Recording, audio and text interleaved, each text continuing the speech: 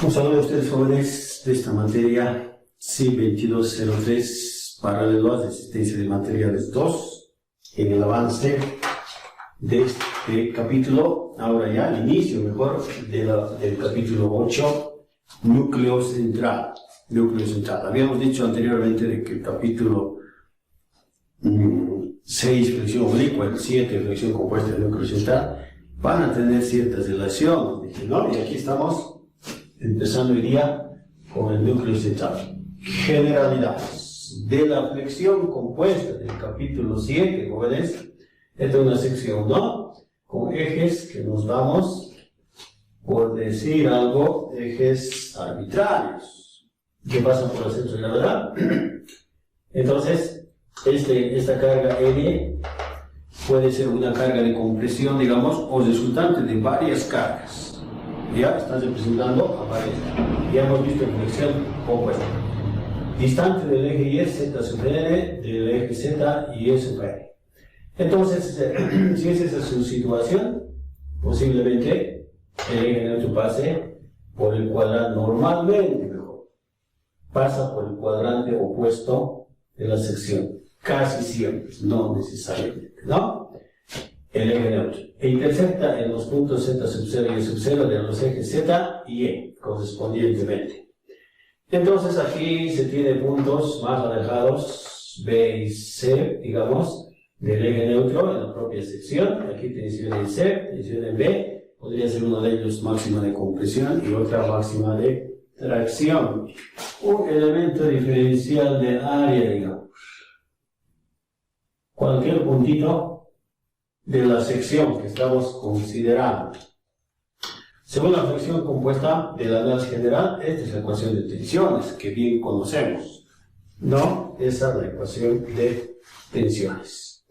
Carga de bipolar M sub Z', una ecuación grande que hemos dado con detalle, donde hay términos de producto de inercia, porque son ejes arbitrarios, M sub Y', Z, y así sucesivamente, ¿no? Ahora, vamos a ir dando generalidades hacia ver finalmente qué es el núcleo central. Se tiene una sección rectangular, por ejemplo, ¿no? En esta vista isométrica, vértice A, B, C y D, aquí ejes principales de inercia, tratándose de una sección rectangular de ancho B, alto H. Si la carga o la resultante de cargas, aquí carga N, ¿no? Está en el centro de gravedad, es como si tuviéramos aquí un bloquecito, ¿no? Extremo libre, extremo cuadrado, y justo en el centro de la eje Z, eje Y está entrando. Estuviera ahí, esta sería compresión simple. Entonces la ecuación de tensiones de cualquier sección de esta pieza, de esta viga, por decir aquí en esta sección, o al pie, en el propio empotramiento, el diagrama de tensiones es de compresión, porque es compresión simple. Este es lo mismo, pero en una vista isométrica, ¿no? Entonces, en esta figura A, la carga o resultante de cargas N está ubicada en el centro de gravedad, ¿no? Entonces, el eje neutro, ¿dónde estará? ¿Dónde intersecta el eje neutro en la sección? ¿Dónde intersecta? Pues en el infinito, ya que estas dos líneas son paralelas, nunca se van a intersectar. El eje neutro intersecta en la sección en el infinito. Está ubicada en el eje neutro tal que el eje neutro intersecta a la sección en el infinito. Pero sí, todas las tensiones son solo de compresión.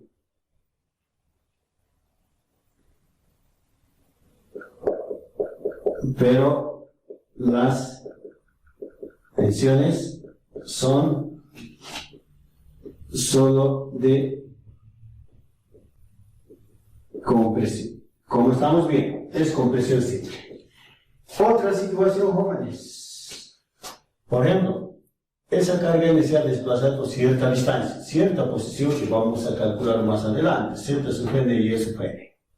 Y ocurre que en esa posición, está en esa posición que el eje neutro está pasando por el vértice, justo este vértice A de la sección transversal, o no es tangente a la sección.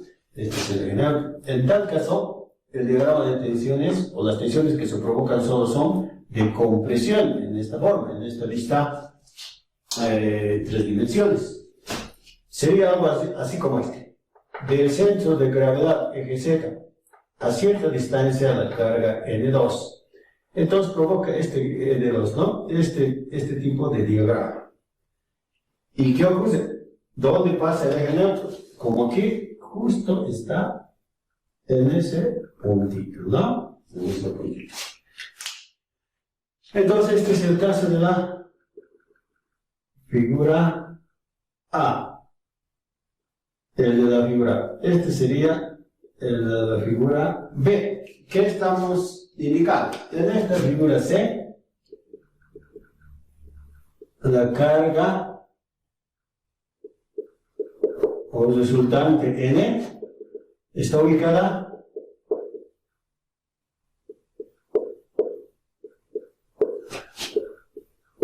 en una posición tal que el eje neutro pasa justo por el vértice A, ¿no? Ahí está, estamos mostrando.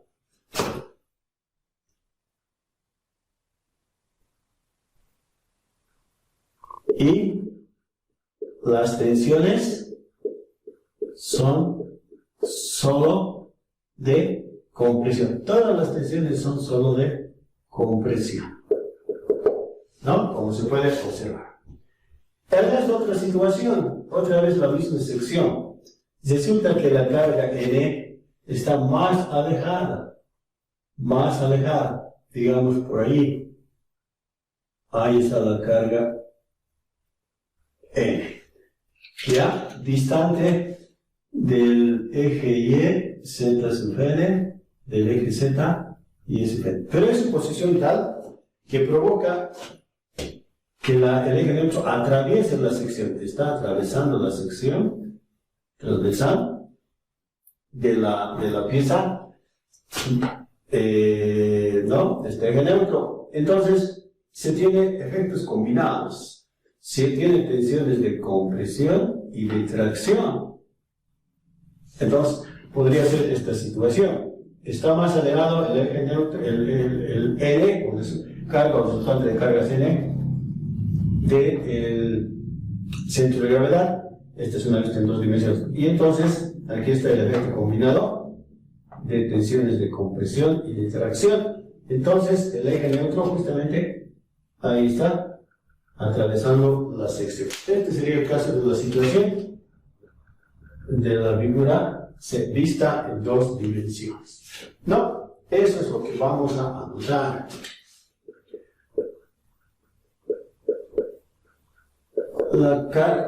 La carga o resultante de cargas N está en una posición tal que el eje neutro atraviesa la sección, y se tiene tensiones de tracción y de compresión. Entonces, ahora, lo que va a interesarnos ahora es esta situación, como una interrogante. Estoy diciendo, ¿no? La posición de la carga N, que hace que el eje neutro justo por este vértice, en algún momento por los bordes del cilindro. ¿Cuál la posición de la carga N, una interrogante, ¿ya? Entonces, ahora esta misma sección que habíamos dibujado, vista en plano, ahí está, vértice A, B, C y D, dimensión de ancho B, de alto H, eje Z y Y. Es una situación así. Digamos que la carga N está en esa posición, sobre esta recta que estoy mostrando, M1, M2, ¿ya? Pero no está dibujado de manera desordenada, sino, por ejemplo, en 3 partes he dividido esta dimensión y aquí también y he unido sus tercios. Vamos a ver más adelante por qué. Ocurre que la carga o resultante de carga está situado en ese punto y hace que el eje neutro pase por el vértice A. ¿Ya? Entonces vamos recorriendo un poquito más cerca al punto M2, entonces sigue pasando por el borde, por el vértice A. ¿Qué tal si la carga está en este punto, en el punto M2? Entonces el eje neutro pasará pues por el vértice AB. Y si fuéramos al otro punto M1, el eje neutro va a pasar por el vértice AB. Pero siempre a lo largo de esta M1, M2, el eje neutro ha de pasar por el vértice de la sección o por borde rectilíneo. Por borde rectilíneo. Entonces, vamos a decir, en esta figura de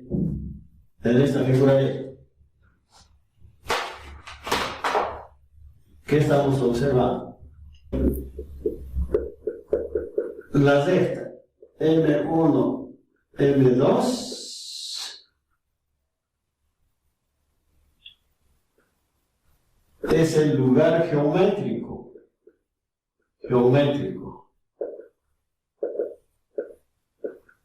de posición, lugar geométrico de posición de la carga o resultante de cargas N, tales que, dice, ¿no? ¿Por qué decimos lugar geométrico? Porque solo está dependiendo esta situación de análisis de la geometría de las dimensiones de sección. No estamos diciendo la carga N tiene cierto valor, 3 toneladas, que sé yo. Por eso es el lugar geométrico. Por eso tales que los ejes neutros pasan por el, continuamos, vértice A o borde rectilíneo o bordes rectilíneos, los dos bordes.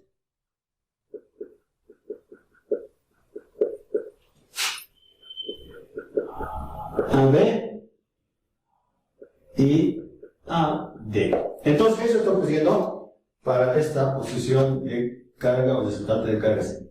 ¿Qué ocurriría si la carga estuviera en el punto M1? Entonces, seguramente que en esa situación, por aquí pasará, por este borde rectilíneo, el eje neutro. Y vamos a andar. A lo largo de M1, M4, va a ocurrir lo mismo. En este caso, por el vértice D atravesará el eje neutro y así sucesivamente. M4 hará que el eje neutro pase justo por el borde rectilíneo de C o CD. Y así sucesivamente. Aquí también, ¿no? Fíjense, la posición de la carga de resultantes por la recta M3 y M4 hará que pase por este vértice o por borde rectilíneo. Y similarmente M2, M3, por este vértice o borde rectilíneo correspondiente. O sea, de manera similar,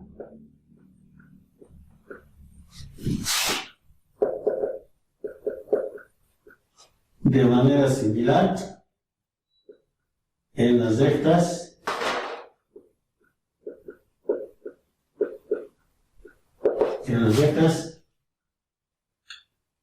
M2, M3, M2, M3, y corregimos esto, son rectas. Entonces, M1, M2, M2, M3, después M3, M4 y M1, M4. Y lo que ocurre es que, jóvenes, con ese análisis se ha configurado cierto área al interior de la sección transversal, una porción de la sección transversal. ¿Qué es lo que vamos a llamar esto? El núcleo. Esto es lo que se llama núcleo central. ¿Ya? Y que vamos a definir qué es en realidad el núcleo central y para qué sirve. ¿Cuál es la definición de núcleo central? Es la siguiente. El núcleo central es una porción cerrada de la sección transversal limitada por rectas o curvas. Y estas rectas o curvas es el lugar geométrico de puntos de aplicación de carga o resultante de cargas axiales, tales que provocan que el eje neutro o los ejes neutros sean tangentes a la sección o pasen por el perímetro de la sección, asegurando de que las tensiones solo sean de compresión. Eso es lo que indica aquí en esta definición que hemos anotado con detalle, porque suele ser pregunta en algunos casos de examen. Dice, porción de la sección transversal limitada por rectas o curvas. Dice, ¿no? Puede ser también curvas porque en sección circular su núcleo central será pues, un círculo más reducido. Y es el lugar geométrico, o sea, solo depende de la geometría, de las dimensiones de sección, no de que la carga o resultante, qué valor tenga. ¿No? Entonces, ahora, ¿para qué sirve el núcleo central? ¿Para qué sirve el núcleo central? Por ejemplo, este gráfico está mostrando cierta zapata de hormigón armado, por ejemplo, ¿no? Y aquí este borde límite de propiedad, aquí está el vecino. Entonces, una zapata así, con vista en planta, ha de contener, pues, este área rayada, este rectángulo de la columna, ¿no? Entonces, en sección, esta zapata de sección rectangular, esta aproximadamente llegaría a ser la configuración del núcleo central, ¿no? Definido según sus dimensiones. Pero ocurre que, como la columna, como la zapata misma está apoyada al límite de propiedad, entonces la columna está descansando en una posición tal que está conteniendo todas las cargas que la sustentan. Las cargas superiores, el peso de la propia columna, las vigas, losas, qué sé yo, y entonces ocurre que está cayendo en su proyección fuera del núcleo central, fíjense, en una vista que mostramos, era la figura C precisamente, donde esta situación provocaba que existieran tensiones combinadas, jóvenes, digamos así, compresión y tracción en esa pieza. Pero sí, esto podría salvarse, siendo una pieza de hormigón armado, las tensiones de compresión van a ser absorbidas por el hormigón y las de tracción por el fierro, ¿no? Entonces estarían complementando esos dos materiales. Pero, por ejemplo, en columnas sometidas a compresión de columnas de materiales con resistencia nula o cero a la tracción, como ladrillo, mampostería de piedra o hormigón simple, es deseable de que esa carga o resultante de cargas se encuentre dentro del núcleo central, ¿no? Asegurar de que esa columna, esa carga o que resultante de carga quede dentro, al interior del núcleo central, lo que aseguraría precisamente que las tensiones solo sean de compresión en materiales con resistencia nula a la tracción. Esto es, en la práctica, eso suele ocurrir. Entonces, siguiente subtítulo, 8.3, núcleo central, análisis particular. Así se denomina, porque viene del análisis particular de flexión compuesta. Es la ecuación de tensiones en el análisis particular, jóvenes, que ya vimos en el capítulo 7, flexión compuesta. Si se usa ejes principales de inercia, el punto de inercia es igual a 0, ¿no? Entonces aquí una sección como tal, eje Z, eje Y, aquí una carga resultante de cargas distante del eje Y Z sub n, del eje Z Y sub n, y por la posición de la carga, el eje no está atravesando la sección en esta situación. En esta ecuación 7.5, en el eje neutro, las tensiones son igual a 0, ¿no? Justamente, como ya conocemos. Además de que estos términos, M sub Z y M sub Y, M sub Z sería la carga resultante por su brazo de momento, N por Y sub N. Y el M sub Y, aquí, N por Z sub N. Este sería pues el M sub Y. Y este el M sub Z. Entonces, estas ecuaciones, aplicamos a la ecuación 7.5, va a quedar así la ecuación, ¿no? N dividido por área sucesivamente, igual a 0, porque esta ya es ecuación de eje neutro. Y todos los términos contienen todos los miembros de la ecuación, del segundo miembro, todos los términos contienen el n, que se puede cancelar. Entonces, ahora, en esta ecuación de eje neutro, si y fuera igual a 0, si y fuera igual a 0 en este punto, que tiene coordenadas z sub 0, 0, ¿qué ocurriría? Si y es igual a 0, tendríamos 1 sobre a, 0, z sub n por z, y sería este z sub 0 es pues tal, porque es pues punto del eje neutro. Y en esta ecuación vamos a despejar más bien el z sub n. O sea, esta coordenada de ubicación de la carga resultante de este término, es lo que despejamos, queda menos momento de inercia sub y, área, el z sub 0, punto de intersección del eje neutro con el eje z. Entonces, ahora el otro caso. Si z fuera igual a 0, este punto tiene coordenadas z y y sub 0.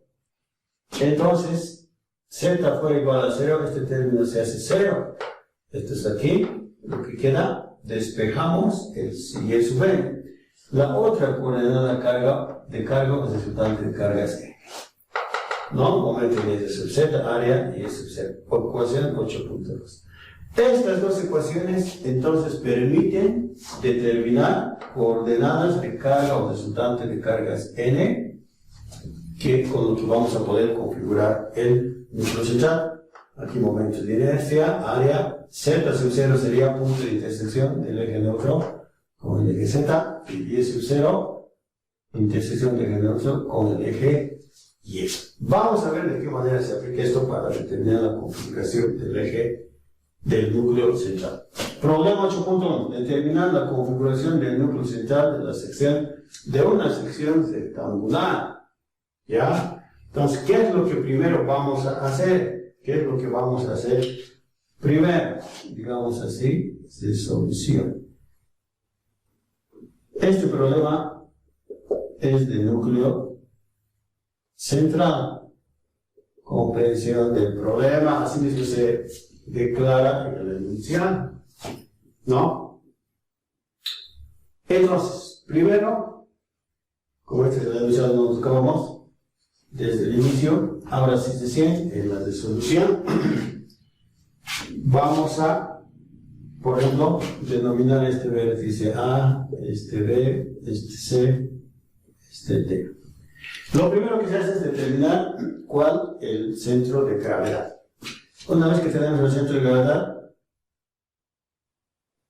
hacemos pasar por ahí los ejes que queremos usar. Los ejes que queremos usar. Eje Y, eje C. Pasan por el centro de gravedad de la sección. Ese sería un primer paso. Segundo sería fijar un primer eje neutro. A propósito, eje neutro, digamos 1, por ese borde rectilíneo. Normalmente por bordes rectilíneos, y tratando de hacer figuras con bordes rectilíneos, se traza ejes neutros. Entonces, el primer eje neutro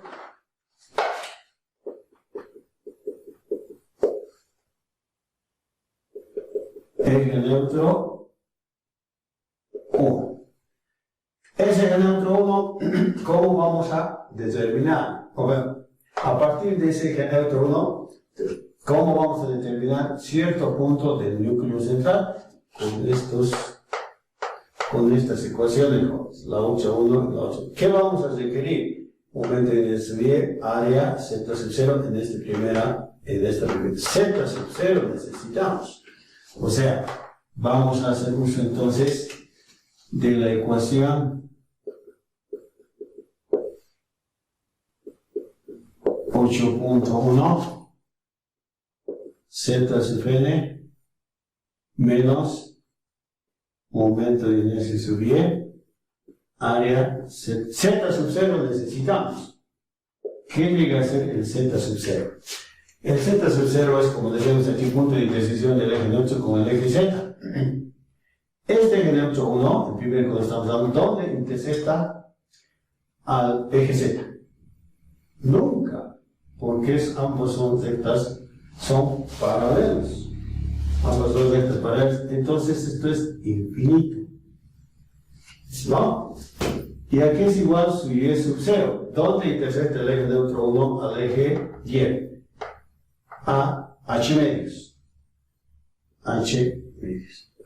Entonces, vamos a tener momento de inercia con referencia al eje y, h por b al cubo sobre 2, en el denominador el área b por h. Z sub 0 es infinito, ¿no? Entonces, ¿qué significa eso? Que el z sub n había sido 0. El z sub n había sido 0. Cierto valor dividido por infinito es igual a 0. Entonces, ahora la otra ecuación, la ecuación 8.2, que vamos a aplicar. De la ecuación 8.2 para la otra coordenada de la carga o resultante de cargas n.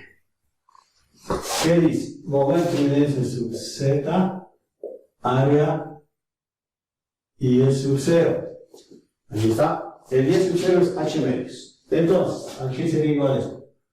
Momento de inercia con referencia al eje z. Base por altura al cubo sobre 12. Base por altura al cubo sobre 12. El área b por y. El y sub 0 es h medios. Aquí está h medios. Entonces, aquí va a ser igual a esto. El y sub n habría sido igual. Aquí términos que se van a cancelar. B con B, H, esto 6, esto 1. Entonces, B por H al cubo, H sexta, perdón, esto es B por H. Aquí estamos equivocándonos. Sería que el y eso es H sexta. Entonces, el primer punto del núcleo central tiene valores de 0 y h sextos.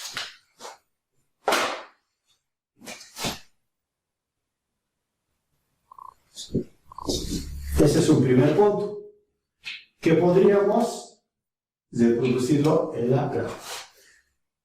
H sextos para el eje neutro 1, h sextos, pero con signo negativo. Este es negativo. Igual a menos h sextos. Entonces, este es menos h sextos. Reproducimos en la gráfica. H sextos. Aquí, este sería este puntito, ¿no? Este es el primer punto del núcleo central. Esto es h sextos, con su signo. Nos damos otro eje neutro. Por ejemplo, que pase por este borde rectilíneo. Eje neutro 2. Para ese eje neutro 2, eje neutro 2, ¿qué vamos a tener?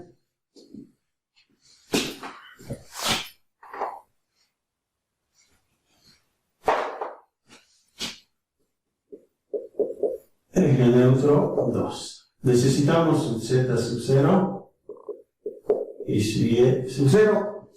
O sea, este eje neutro, ¿dónde intersecta a los ejes z y e? ¿Dónde intersecta al eje z? Nunca, en el infinito. Mientras que al eje y intersecta en menos h sextos.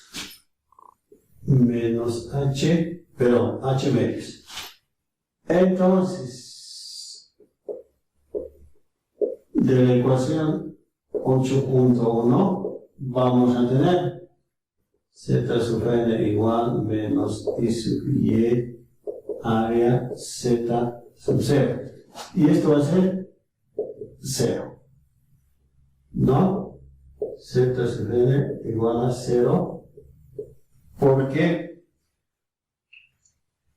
el y sub 0 es infinito. La otra ecuación,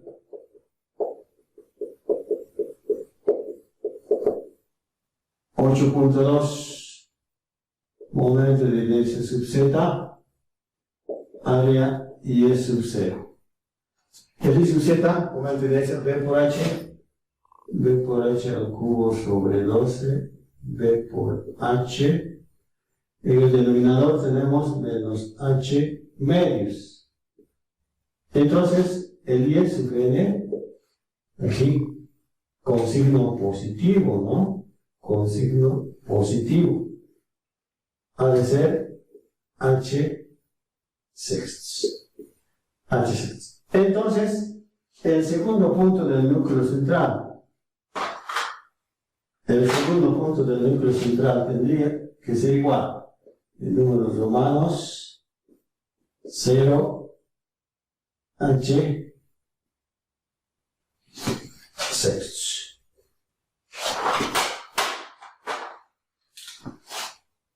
Ese punto podríamos reproducir asimismo en la gráfica.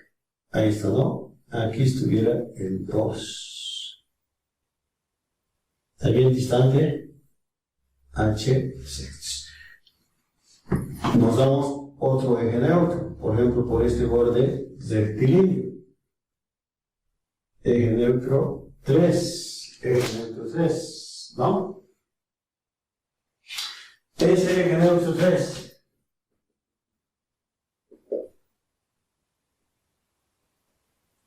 ¿Cuál su z sub 0? ¿Y cuál su y sub 0? Su z sub 0 es punto de intersección con el eje z, sería menos b medios. Menos b medios.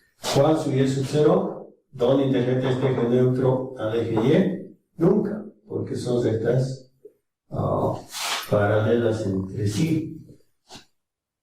Entonces, otra vez, de la ecuación 8.1, vamos a tener z sub n igual.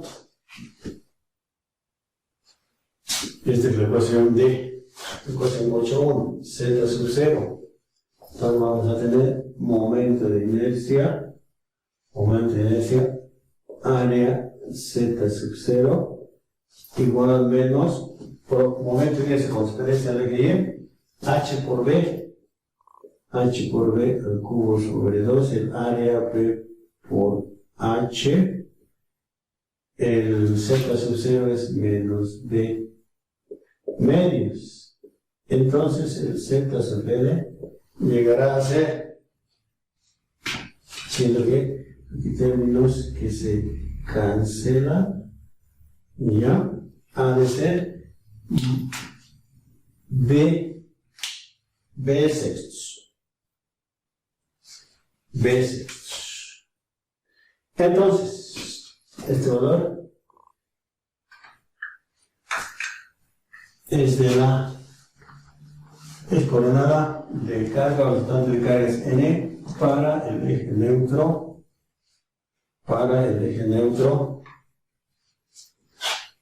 3. El y sub n.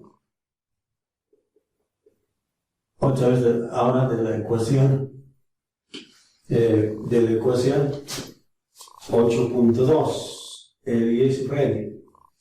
Momento de inercia sub z, área y sub 0. Pero y sub 0 es infinito, ¿no? Este es infinito. Eso hace que el y sub n sea igual a 0. Entonces, el tercer punto, el número de romanos, ¿qué coordenadas va a tener? B sextos 0. Esta será coordenada del punto del núcleo central, pero del eje neutro 3. Vamos a reproducir. Este es el eje neutro 3. Esto es más bien, vamos a poner en otro color. Aquí, en 6 partes, ¿no? Aquí, este va a ser el punto 4. Punto 4. Entonces, hay que tener en cuenta que estas dimensiones, este es el h sextos, este también h sextos. Aquí vamos a tener esto b sextos. Entonces, finalmente, en esta sección rectangular solo se tienen 4 ejes neutros, nada más. El otro sería este, que hacemos pasar por ese borde rectilíneo. Ese eje neutro 4. Este eje neutro 4 es lo que vamos a analizar. Eje neutro 4. Este eje neutro 4, jóvenes, ocurre lo siguiente. Está a igual distancia del eje neutro 3. Tienen las mismas características geométricas. Y puede ser posible decir lo siguiente. Por simetría al eje neutro 3, dice por simetría, si para el eje neutro 3 su punto el círculo central está en esta posición, para el eje neutro 4 estará en el sentido contrario. Entonces, al estar aquí en este punto, ahí vamos a tener el 4. El anterior era 3.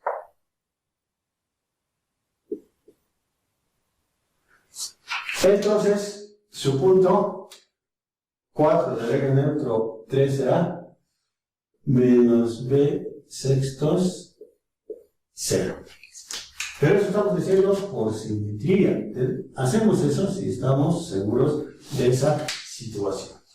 ¿Ya? Una vez que hemos determinado la cantidad de puntos del núcleo central equivalentes a la misma cantidad de ejes neutros, entonces unimos con rectas estos puntos calculados, con lo que vamos a tener la configuración del núcleo central.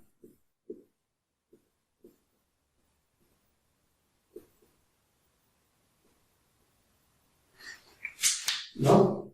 Entonces, de esa manera se determina este núcleo central en su configuración. En la siguiente clase vamos a hacer un problema mucho más grande de examen, digamos, para el análisis general. Este es el análisis particular.